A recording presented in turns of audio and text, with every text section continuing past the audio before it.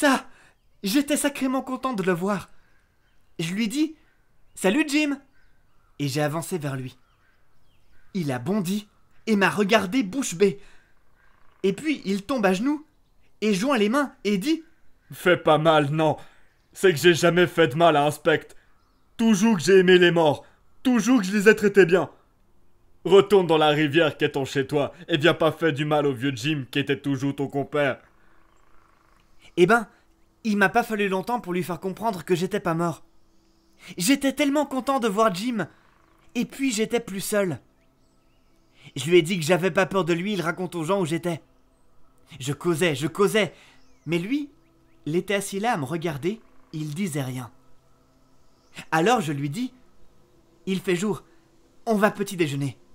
Il faut que ton feu brûle bien. Et pourquoi un feu de camp pour cuire des fraises et autres trucs comme ça? Mais t'as un fusil, pas vrai? Alors, on va se trouver mieux que des fraises. Des fraises et autres trucs comme ça, que je lui dis. C'est de ça que t'as vécu? J'ai rien trouvé d'autre, qu'il dit. Mais t'es dans l'île depuis quand, Jim? J'ai arrivé ici la nuit d'après que t'es tué. Quoi? Tout ce temps-là? Su. Et t'as rien eu que ce genre de bectance à manger? Oui, monsieur. Rien d'autre. Eh ben, tu dois être tout plein affamé, pas vrai? Je crois bien que je mangerai un cheval. Ça, je crois bien. T'es sur l'île depuis quand? Depuis la nuit qu'on m'a tué. Non. Mais alors, t'as mangé quoi? Mais t'as un fusil. Oh oui, t'as un fusil, ça c'est bien. Bon, toi tu tues quelque chose et moi je vais faire du feu. Alors, on est allé là où était le canoë. Et tandis qu'il construisait un feu dans une petite clairière herbeuse parmi les arbres, j'ai cherché de la farine et du lard, et du café, et la cafetière, et la poêle, et du sucre, et des tasses en fer blanc. Et le nègre, il était tout interloqué, parce qu'il croyait que c'était de la sorcellerie. J'ai aussi attrapé un poisson-chat bien gras, et Jim l'a nettoyé avec son couteau et l'a frit. Quand le petit déjeuner a été prêt, on s'est prélassé dans l'herbe et on l'a mangé tout chaud bouillant. Jim s'y est mis avec grande force, puisqu'il était comme qui dirait presque mort de faim. Et puis, une fois notre panse bien remplie, on s'est étendu pour traîner un peu.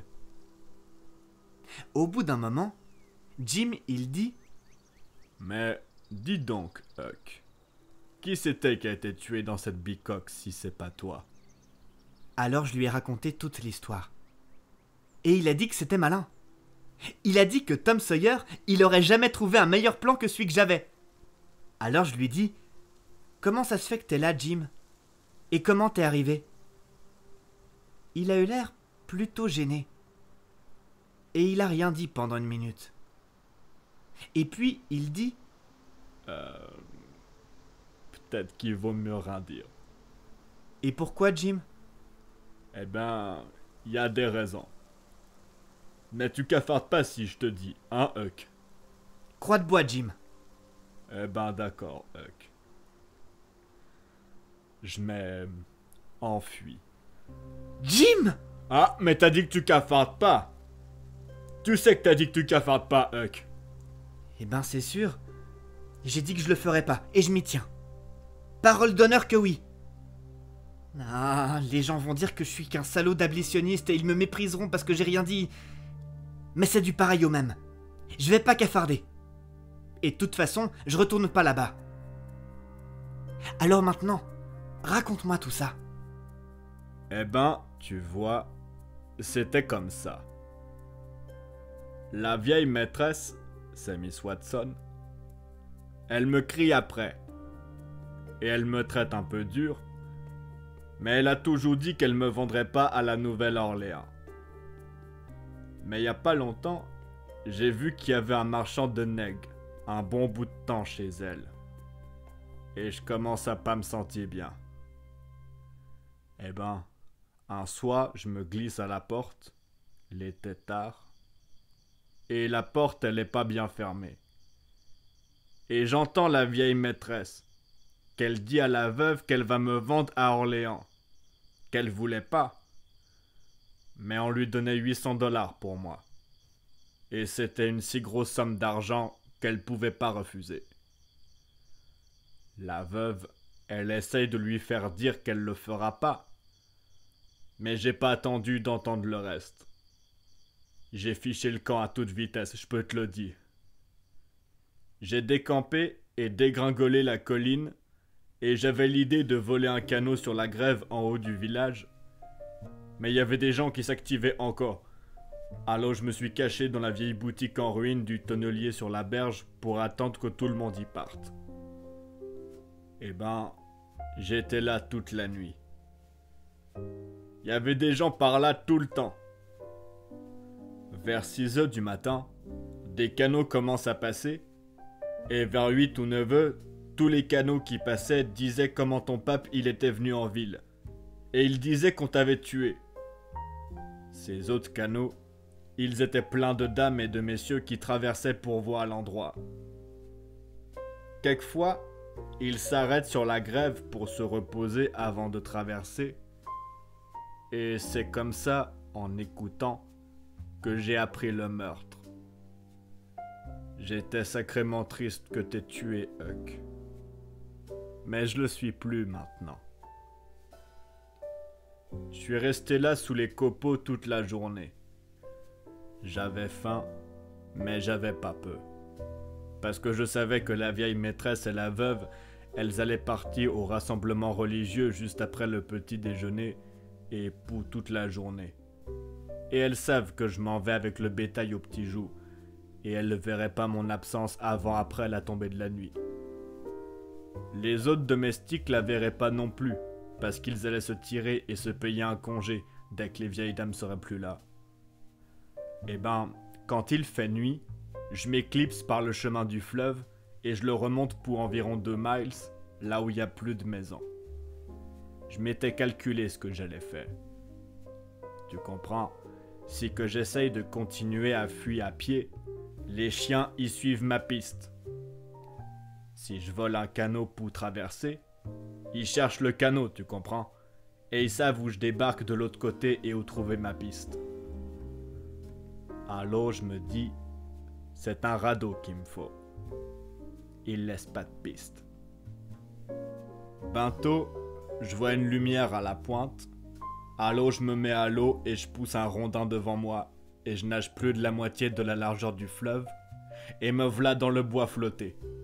Et je garde ma tête très bas et je nage contre le courant jusqu'à ce que le radeau passe. Alors je nage vers l'arrière et je m'accroche. C'était couvert et très noir quelque temps. Alors je grimpe et je me couche sur les planches. Les hommes, ils étaient là-bas au milieu, là où qu'était la lanterne. Le fleuve montait et le courant était rapide. Et je me dis que vers 4 heures du matin, j'aurais fait 25 miles avec le courant, et ensuite je me glisserai dans l'eau juste avant l'aube, et je nage jusqu'à la rive et m'enfonce dans les bois du côté de l'Illinois. Mais j'ai pas eu de veine. Quand on était presque à la pointe de l'île, un homme s'amène à l'arrière avec la lanterne. J'ai vu que c'était pas la peine d'attendre. Alors j'ai glissé dans l'eau et je m'ai dirigé vers l'île. Eh ben, j'avais comme l'idée que je pouvais sortir plus ou moins partout, mais je pouvais pas. La rive était trop raide. J'étais presque au pied de l'île avant de trouver un bon endroit. J'ai entré dans le bois et je me suis dit que j'allais plus m'amuser avec les radeaux tant qu'ils bougent leur lanterne comme ça. J'avais ma pipe et une carotte de tabac noir bien ficelée et des allumettes dans mon chapeau. Et elles étaient pas mouillées.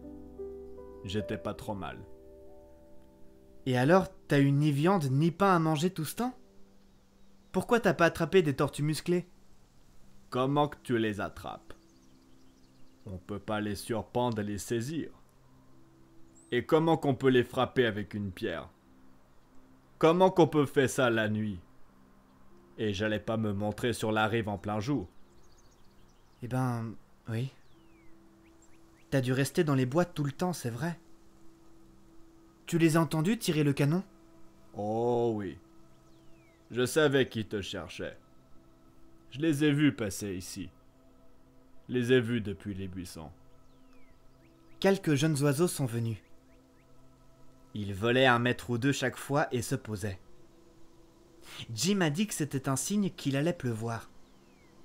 Il a dit que c'était un signe quand les jeunes poulets volaient comme ça, et il pensait donc que c'était pareil quand de jeunes oiseaux le faisaient.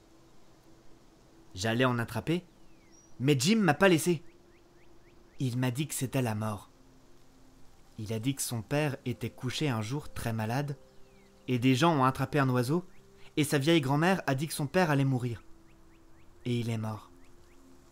Et Jim a dit qu'il fallait pas compter les choses qu'on va faire cuire pour dîner, parce que ça portait malchance. Pareil si on secouait la nappe après le coucher du soleil.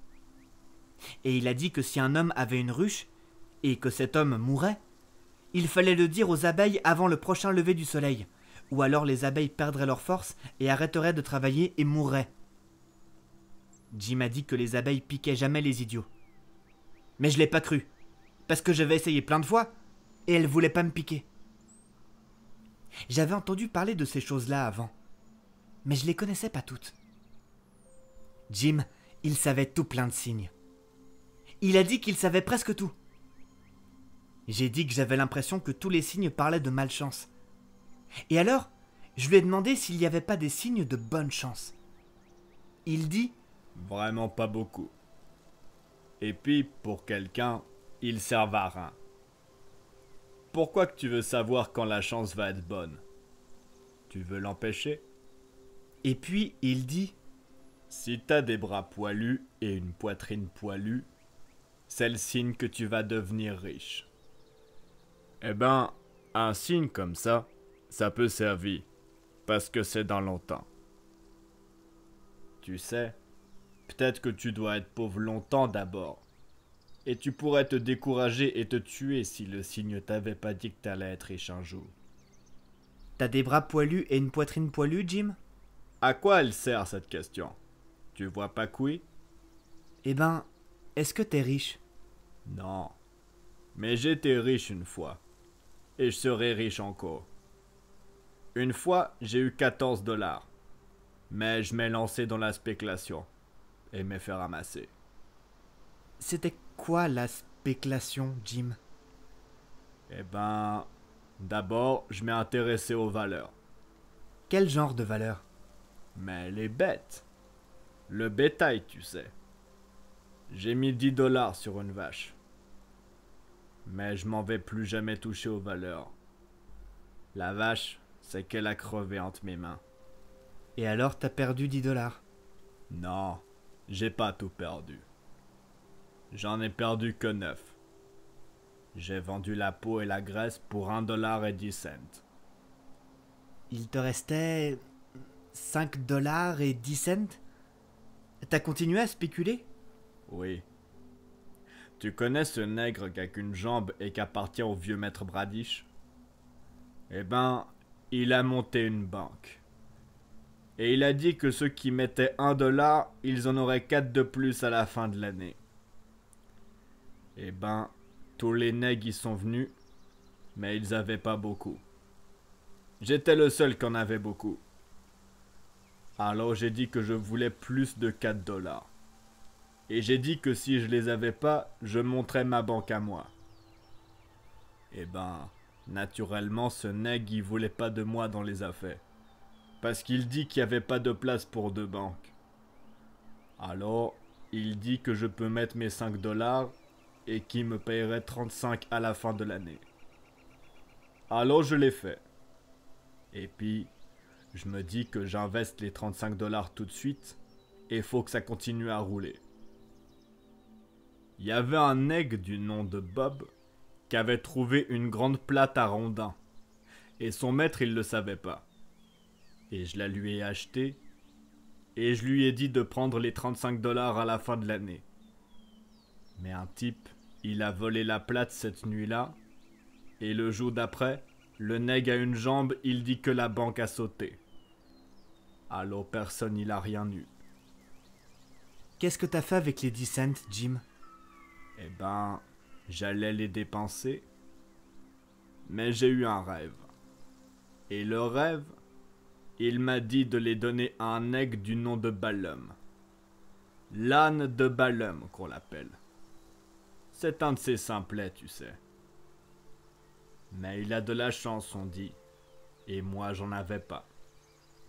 Le rêve, il dit de donner les 10 cents à Balaam pour qu'il les investe et qu'il les ferait pousser.